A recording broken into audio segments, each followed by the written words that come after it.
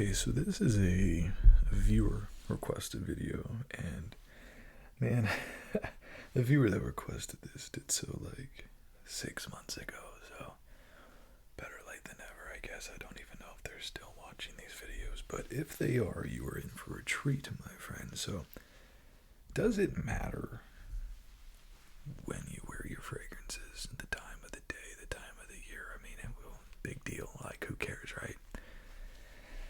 Good news and bad news. It does matter. That's the bad news.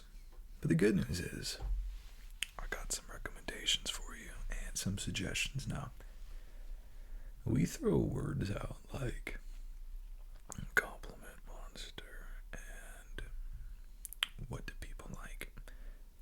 We don't wear fragrances for other people. We wear fragrances for ourselves. We wear fragrances to boost our confidence. We wear fragrances to help ourselves feel better, to perfect our image and our essence. But we also don't want to repulse people.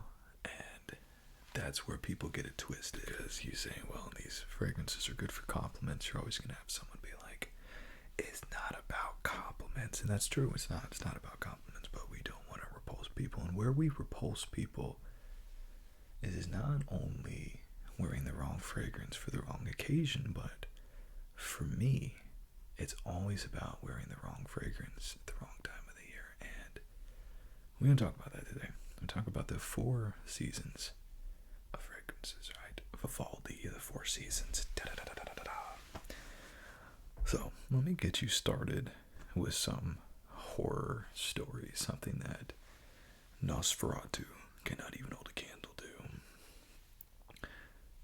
I'm not perfect. I know that's going to shatter some of y'all's worlds. I'm not perfect, and I make mistakes. So, this first fragrance that I wore once upon a time that taught me this lesson is none other than Spice and Black Vanilla. It was a year and a half ago. I just got into the fragrance collecting, like hardcore collecting, and I was wearing this guy, and when I woke up, it was 60 degrees. Gosh, yes, because I love breaking out my spicy fragrances. My least favorite season is summer, so when fall comes around, I'm like, you know that's right. So I put a hoodie on, I sprayed the hoodie with this. It went from mid 50s to low 80s within a couple of hours. And I disgusted myself. I repulsed myself. I literally felt nauseous wearing this. There's a couple reasons why, scientifically, but also mentally and psychologically. And we're going to discuss those in a second. So, it works the other way around. A big time date fragrance of mine is Born in Roma, Intense. This guy, love it. Great fragrance. However,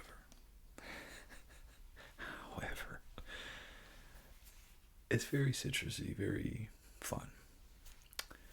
And I wore it in December, and the same thing happened. I disgusted myself wearing this fragrance in the wintertime. We're going to talk about that. And we're going to talk about that right now before we get into the different seasons and examples. Why does this happen? Why does this anomaly happen? A couple different reasons. I want to tell you of the scientific reasons. First off, heat and cold have an effect on fragrances, have an effect on oils, that have an effect how the fragrance projects and changes. When it's hot outside, it magnifies the fragrance, makes it project more, makes it louder. When it's cold, it does the opposite, reduces it, makes it smaller. So that's one thing. That is why spring and summer fragrances are loaded with loud, unapologetic notes. Bergamot, patchouli, those type of over-the-top fragrances that just become amplified. And that is why fragrances around wintertime are a lot to handle. Overly spicy, because when you mix in the cold, it reduces them. So they have to hit a little bit harder because they're already coming at it from a disadvantage. So that's one scientific reason. But there's a lot of other reasons. For me, another, I guess you could say, somewhat scientific, psychological reason. Your body is going to produce natural odors. And what I'm mostly referring to is sweat. Sweat smells. It's fragrant. And some fragrances mixed with sweat smell like death. They smell disgusting. They smell awful. I'll give you an example. Spice and black vanilla sprayed on your arms. Go out for a run in the sun. You're going to be puking before you're done. And that all rhymed, and I didn't plan that, but maybe I should put that on a shirt. Grandma wouldn't be very happy. And I passed a young lady in the gym wearing this, and I'm like, I mean, it was cold outside, but it wasn't cold inside. So I don't know how that ended, but some fragrances just ain't it. And then the third main reason is our associations, right? And the easiest way that I can explain that to you is just using your own experiences.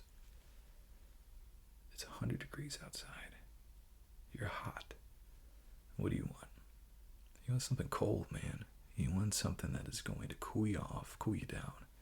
Something like ice cream, right? It's refreshing. Well, it's cold outside. You're freezing. I offer you ice cream. You say, no, why would I want that? You're crazy. Why would I want that? We build up associations in our mind. And if you're hardcore citrus hitting in the middle of winter, your brain's like, there's something right there. Something right. If you're getting C notes in the middle of winter, what? No, if you're getting vetiver and tobacco, or even oud. I know people say that they wear oud in summer. People that do, because oud's a Middle Eastern note, and it's always hot in the Middle East. So they claim, these people that argue for oud during summer. But it just smells weird. It smells a little off. So I'm going to take you through some fragrances. Understand this. When I'm taking you through this fragrance journey of the 4 seasons, I'm not saying these are the greatest fragrances ever made for these seasons. These are just some really good examples. Now, occasionally, you'll find a unicorn. And a unicorn is a fragrance that they call a 4-season fragrance. I can wear it all year round if I want to. I'm very particular with this notation. Others are not. Others will make it work. I don't. I'm very specific on my qualifications. But if there is going to be a season that is going to create 4-season fragrances, it's going to be my favorite season for fragrances, and that is spring. I've heard some people say that spring and summer, you can't tell the difference. They're the same. I steadfastly disagree with that. So let me introduce you to some wonderful spring fragrances. So spring, put yourself in spring. Things are starting to bloom. More fun, friendly, frolicking, but still a little cold, right? Still warming up. This is work time, school time. This is not beach time. So I stay away from the aquatic notes. And I put in some fruity stuff. So this right here, myself, Eau de Parfum, one of the greatest fragrances in my collection, for me personally, I guess I should have said one of my favorite, not necessarily greatest, one of my favorites. Strong bergamot opener, everything that you want a fruity fragrance to be. Stays on strong. As I say, comes on strong, stays on long. That's what they say. So, no necessarily flowers, or certainly not a blue fragrance. It's just good. This, I could argue, could be a four-season fragrance, but of course I would disagree with myself.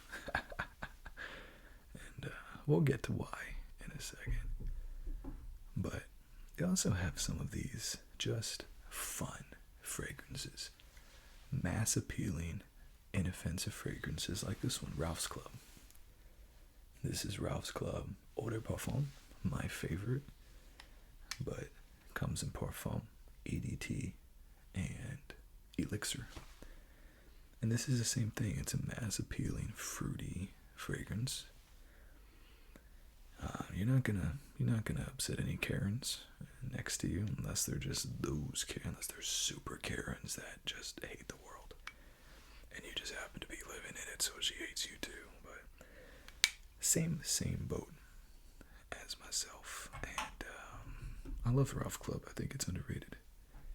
And then you have your floral fragrances, which I tend to enjoy as well. And this is Platinum, Explore Platinum by Mont Blanc. And this is a floral arrangement as well. I'll have to look up to see what this is. It might be some lily, some jasmine, but very floral, sweet arrangement. Love it, love it, love it for spring. And next and last, we have our fragrances that are Fougere green fragrances. Things that take you to the same thing with the floral notes, just some kind of a shrubbery, kind of just a things are growing, which for me always invokes memories of being allergic to everything. But this is a Très Nuit, and this is a clone of Green Irish Tweed. I prefer this to Green Irish Tweed. I have Green Irish Tweed, and I wear this. This is sweeter, projects greater, and lasts longer. This is a 3-hitter quitter. Incredible fragrance, but Fougere reminds me of grass trimmings, and it's just spring at a bottle, and it's just lovely. I think people have a hard time differentiating spring and fall. Here's the difference. Spring is going from death to life. Everything's dead, it's coming back to life. It's fresh, it's aromatic, it's green. Fall is the opposite. Everything is going from alive to dormant for the winter time. So everything there is going to be more gourmand and richer, and then winter is going to be its own thing. But that's what we have for that. That's what we have for spring. And like I said, these are not the absolute 4 best hitters you'll ever find in spring, but they accurately represent what I'm trying to communicate. So next you have my least favorite month for fragrances, and sometimes you can get away with just stealing the spring fragrances into summer, but I do try to wear summer fragrances. I do try to stay with the seasons. And the reason why I don't like this is because I guess I'm just weird. Summertime is going to be home to your collection of fragrances. And these collection of fragrances are going to be called your blues fragrances. And these blues fragrances are going to be very non-offensive bergamot, cedar type of monstrosities. Oceanic notes and salt is going to be present in those as well. It's going to be Vacation on the Beach. It's going to be Millesime by Creed. It's going to be Grandma Ethel walking around the grocery store at her condo in Key West. It's going to be your summer fragrance. This reminds me of growing up in Florida, and I don't have negative thoughts about growing up in Florida. It's just not what I want to relive every day. So let's just get on with it. This first one is going to be the king of summer fragrances, and it's actually I could have put CK1 in his, and I could have put a couple of them. Anyways, this is not an extensive list. Acqua di Gio. So Acqua di Gio has aquatic notes and sea notes. It is salty, right off the base. It reminds you of the sea, but it's not. Understand this. It's not trying to take you to the sea. Leave you there, drop you off. Grandma Ethel, Millicene, that's exactly what she's doing. She's saying, hop in, grab your floaties, grab a boogie board. Because I never surfed a boogie board. Grandma Ethel say, grab your boogie board. Let's go to the beach.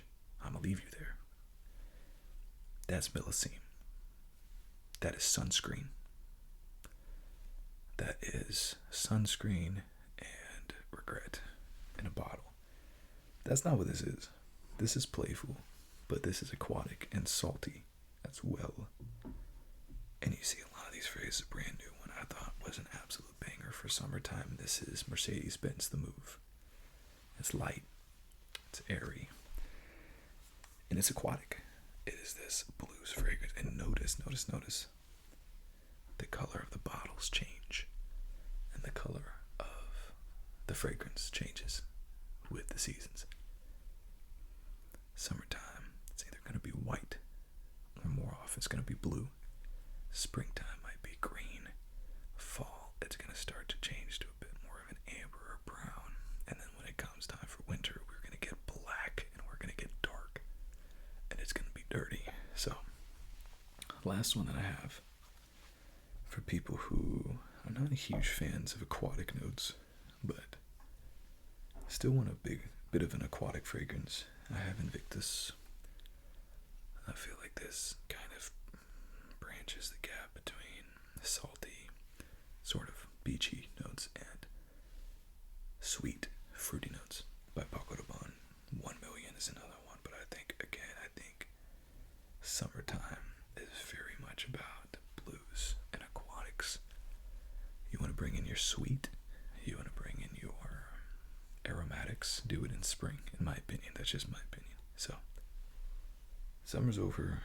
We're saying thank goodness we're not putting on Cremo while it's still 80 degrees outside. And we're not dry heaving in the car because we put on Cremo while it's 80 degrees outside. We are now in fall, and fall is my second favorite season. Just because I don't have to go over the top with my spicy fragrances, which can be cloying at times. But I love gourmands, and if there is any season that gourmands belong, it's going to be in the fall. So, for those of you who don't know what gourmand is, it is a food type fragrance, dessert typically. But my first one that I want to show you, I think it does more than that. It transports you in time, which I really love. And this is by Replica, and this is by The Fireplace. As you see, you have this amber fragrance. And this is very fully, and to be honest with you, I don't know why I got this, because the guy who described this to me did such a bad job of describing it. I don't know why I ever bought it, but I'm so glad I did, because it's nothing like what he said. He said it was smoky. This ain't smoky, man. This is a gourmand s'more. This is chocolate. This is honey. This is rich by the fireplace food, decadent. That's what By the Fireplace is. An incredible fragrance. And carrying along that same line, Parfum de Marly's Altair. And I have Liquid Brune, which is a clone of that. Art of is also a clone of it. And this, as well as Ojan, you're getting graham crackers, you're getting honey, you're getting sweetness, you're getting complexity, but loveliness. Yellow Dream by Valentino. It's like gingerbread houses, really nice as well. And then Lattafa's Kamra Gulwa means coffee. And this you're getting kind of an angel share inspired coffee, gourmand, boozy type of fragrance. One of the best, one of the absolute best fragrances. Now this is an area that I excel in because this is my favorite type of fragrance, is gourmand. And lastly, I have the Compliment Beast itself. Spice Bomb Extreme. Incredible vanilla fragrance. Never use vanilla in the spring or the summer, but I use it a lot in fall and winter. And it's spices and it's vanilla and it's wonderful. In fact, this guy right here, it can pass as a clone. It's not a clone, but it's similar to Spice Bomb Extreme. So that's fall. Fall is great. Love fall. And depending on where you are and how cold it's going to get, you can take these fall fragrances and still wear a lot of them going into winter time. But the reason why you wouldn't want to is because wintertime fragrances and the extreme cold is the only time you can wear these things. So you have these fragrances sitting on a shelf all year looking for, I want to wear this, I want to wear this. You don't want to wear your fall fragrances even though you could. You want to wear what you've been waiting to wear. And give you some examples of that. Remember, the cold is going to cause the fragrance to retreat. However, it's also kind of a contradiction because when it gets cold, you spend more time inside. And the winter fragrances are often the fragrances you don't want to wear inside because they're so strong. So it's a bit of a contradiction.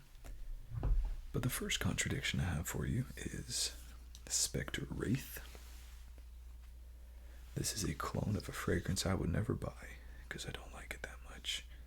And that fragrance is Black Phantom by Killian. It is boozy, boozy, boozy.